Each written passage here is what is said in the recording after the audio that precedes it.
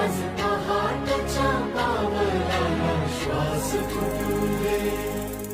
वाट दिसू दे गाढवा, वाट दिसू दे. वाट दिसू दे गाढवा, गाठ सुटू दे.